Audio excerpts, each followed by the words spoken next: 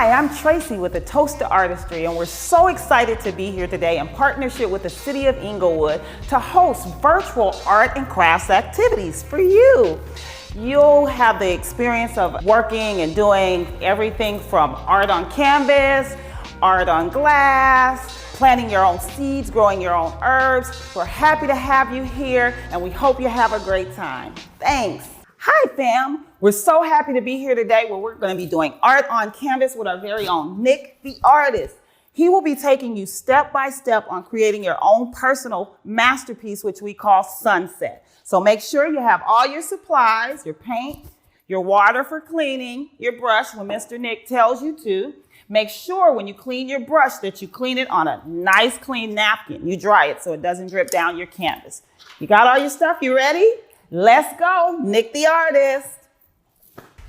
Okay, today we're going to be working on a landscape. It's kind of forgiving, it's abstract. You can kind of figure out how many trees you're going to have, how your mountain ranges go. I'm going to walk you through step by step. First, I'm going to use my biggest brush to work on my background. I'll take some yellow paint.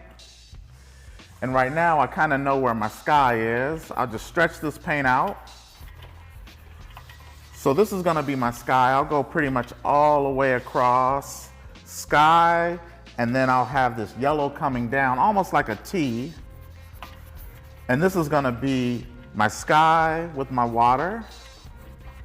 But you just want to kind of work your yellow down like this, all the way down to the bottom. So you're almost forming this T. And with the sky, you want to work with the paint while it's wet. So what I'm doing, I'm just kind of stretching out the paint.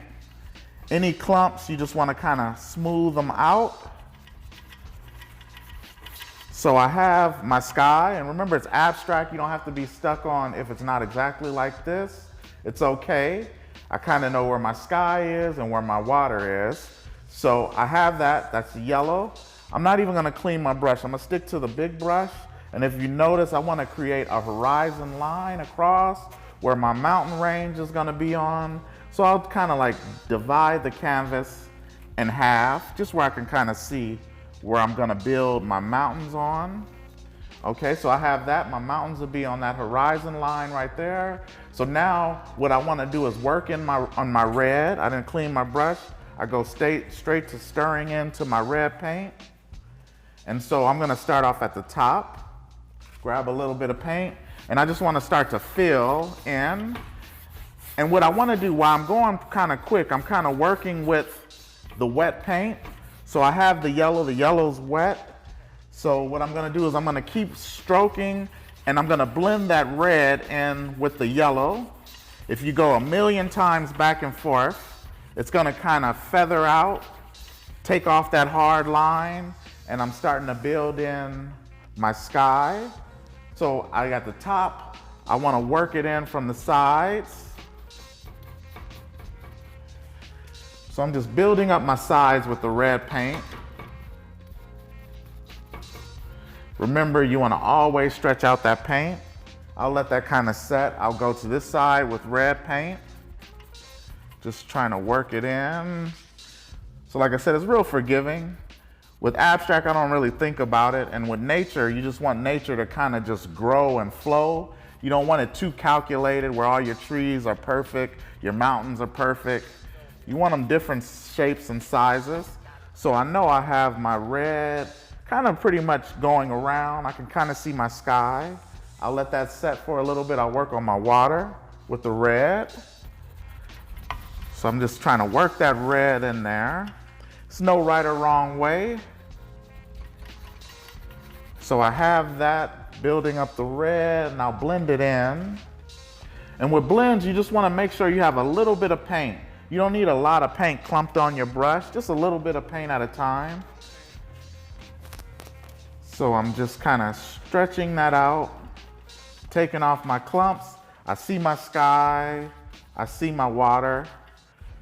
So now pretty much no paint.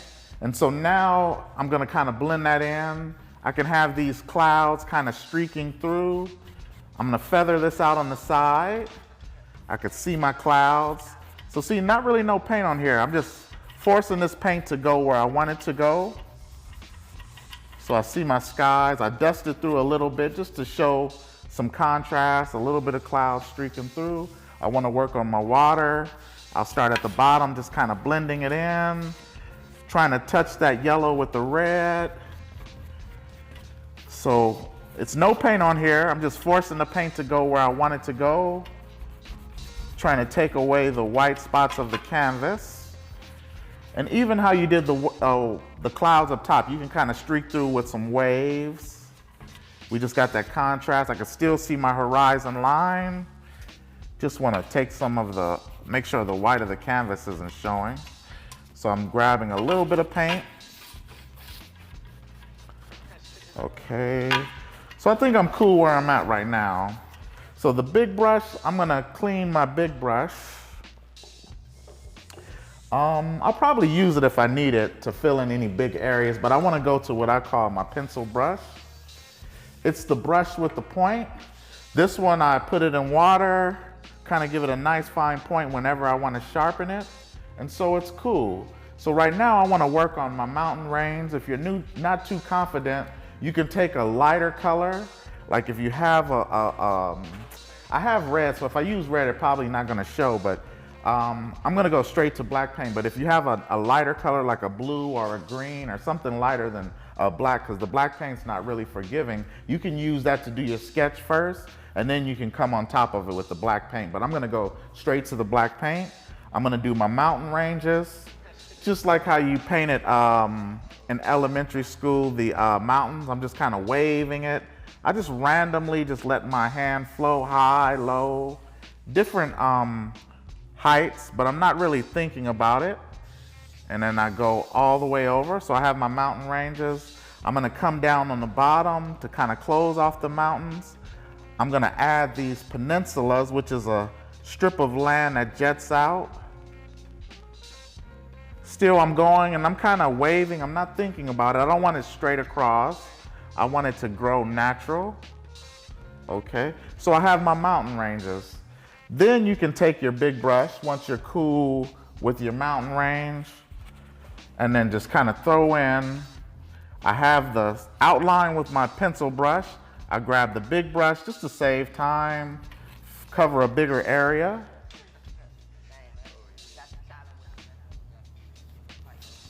Stretch that paint out still because you want it to dry. We'll be able to paint our highlights on top. So looking good. We're gonna do little palm trees. You can add birds. And all the key is when you're adding those details and those highlights, it's just making sure your pencil brush is sharp, not clumping a lot of paint on there, just a little bit of paint at the tip. And then that'll make it easy. You wanna be in control of your brush. Clean your brush whenever you want to. Like I said, take the napkin, you can make a fine point, or you can take your water and you can just clean your brush again.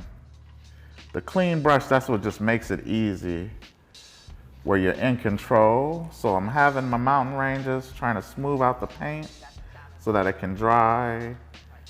So I think I'm pretty much there. If you have more time, you can let it dry. Acrylic dries pretty fast, 3 minutes, 5 minutes. If it's smooth out, you can do another layer if you want, but I'm gonna continue on. I'll do a couple palm trees, or you can do one palm tree, 2 palm trees, the big ones coming from the side. I do the main branch. I start from the corner, and I'm just gonna work my way up. And like I said, it doesn't have to be perfect. We're probably gonna lose it into the mountain, but I'll just go through and then kind of arc this over. So with this one, I think I'm just gonna do 1 palm tree. So I have the main branch. Then on the top, I wanna do the palms. So I don't think about it again. I let it flow natural and not even really count how many I do. Sometimes I'll do 5, sometimes I'll do 6, but that's the palm, how the palm starts, like that. You just want it to kind of flow to the left, flow to the right, you know, just let it flow naturally. And now I'll go back to the middle point. You can just imagine a circle right here. I go to that circle. I'm gonna start longer, and then as I get to the tip, it's gonna short. These little lines, these little rat tails, one, not thinking about it, but just As I get further out, they're gonna be shorter lines. The rat tail, you wanna try to practice on having a point at the end. That's why we call it the rat tail. It's a fine stroke. As I get lower, it's a smaller point. As I get further out, it's just getting smaller. And you can make it as solid as you want, but it's starting at that point, long. As I get to the tip, it's gonna get shorter. But you just wanna have that point. Just practice, you can practice that point. Like I said, if you start with another color, a lighter color before you come to the black paint, you can kind of practice and get your stroke together. And that's cool, we'll add some little grass down here just to kind of bring it together. And I'll show you how to separate the mountains from the palm tree by throwing in some white paint. But right now, I'll let that set for a minute. I'm cool with the one palm tree. Touch up a little bit right here. And now, like I said, you wanna always clean your brush, your pencil brush. I'm sharpening it because I wanna have some fine little details. So I kind of work a super fine point.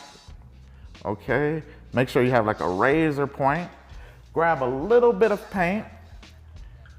So what I'm gonna do is a little bit of paint at the tip, like I said, wipe off if you need to wipe off. I'm gonna throw in some little palm trees and some birds. I don't think about it, maybe I'll throw some little birds right here. Those are like how we did in elementary too, those little V's. So different sizes. And sometimes I'll change it up a little bit. It'll be a little variant. And then sometimes I'll add a little head where you can see the bird's head, which is a line straight. But just a little silhouette. These are just silhouettes. It's nothing too major, just little silhouettes. Sometimes they're real tiny, farther back, up close. So I think that's enough. Then I want to do some silhouettes of palm trees. Like I said, the key is always make sure you have a nice fine brush. So I'm gonna throw in some small palm tree silhouettes that's sitting on the mountains. Start with the main little branch. So I have that. And then the top, it's a silhouette. It doesn't have to have as much detail. I'll just kind of work on the top. I'm thinking of it as a shadow. So I'm just kind of letting those palms kind of flare out. I have one. And every now and then I like to cross a couple palm trees. So all you have to do is, we'll go on this side. So I'll do one main branch. And like I'm making an X. Okay. So now I have the X, the palms are crossing, and then I'll go back to the top. Just kind of create that palm tree. Like I said, you can practice with that forgiving color and then you can come to the black paint. But I'm getting it. Okay, so that's pretty much the palm tree. And it's a shadow, so it doesn't have to be distinct. So now when you're drawing and you're painting, you want to create your light source. So I'm going to throw in a moon. So it's like a dramatic sunset with that moon. The moon, you can make whatever size you want, how big you want. It's just a basic circle. You can figure out where you want to put it, and that's going to determine your light source. I'll throw it in the middle. And the paint has dried, so the white paint's going to show up pretty strong. If you want to go over it again, once it dries, you can let it dry that 3 minutes, 5 minutes. Go over it again. And this is going to be my light source. A small circle, trying to get it circular, not oval.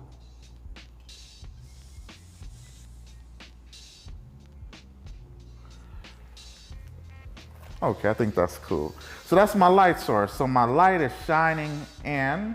So now I'm gonna hit all the spots where I think the light is gonna hit. You can also, if you want to, you can add a little small circle down here. This will be the reflection of the sun on the water. Okay, so now all the places I think that the white paint is gonna hit where the sun is shining, it's gonna be at the top of the mountains right here. So I'm just hitting all the places I think where the white paint or where the sun is gonna shine. It's still a little wet. So if it was dry, the paint will show up bolder, but it's cool.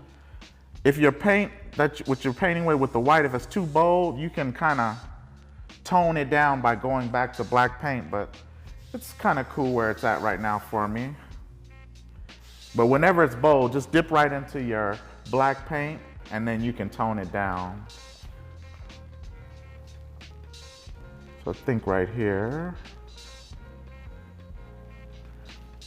So you're just trying to hit where you can see the light shining off the mountains. You can kind of somewhat blend it in. You just want that contrast. And it'll just kind of trick the eye like it's shining. The light is reflecting. We'll probably have some light reflecting right here on the bottom, the top of these palms. And it just brings it together. Whenever you incorporate all the colors, it becomes family and it just makes the everything come together. As long as you're using the same colors. So just trying to let it shine. You can see it's lighting up the tree. Even if you want to go the extra mile, you can kind of come to the little small palm trees. Even the birds, but you got to make sure you have that nice fine point.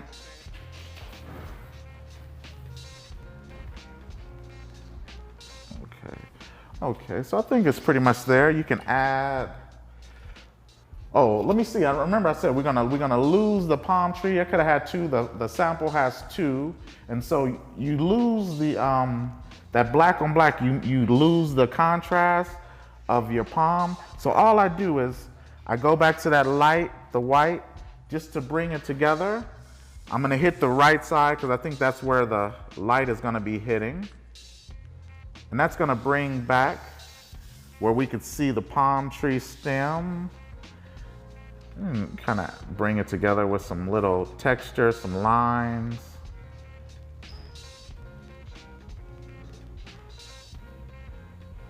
But pretty much that's it. You can throw that white paint down there where you can see it lighting up. Only thing I would want to add now is maybe some of the waves. You can have some white paint kind of flowing on top. Okay, so I'm pretty much there. Any touch-ups you might want to add, like I said, you might want to add clouds, however you want to add. You might want to fine-tune things, something that you don't think is sharp. You want to kind of fix it. My circle, try to make it a little more circular. Okay, so I think I'm cool. Once you have your masterpiece and it's good and you're feeling like you can walk away, again, take that pencil brush, get a nice fine point, and sign your painting how you always sign it. I try to have mine discreet. I think signatures are kind of your personality. Some people like to go real big. I try to go discreet. I don't want to take away from the art. But sign it, make it official. Just how you sign, you might have a nice script. That always adds. I love signatures. And then that's pretty much it.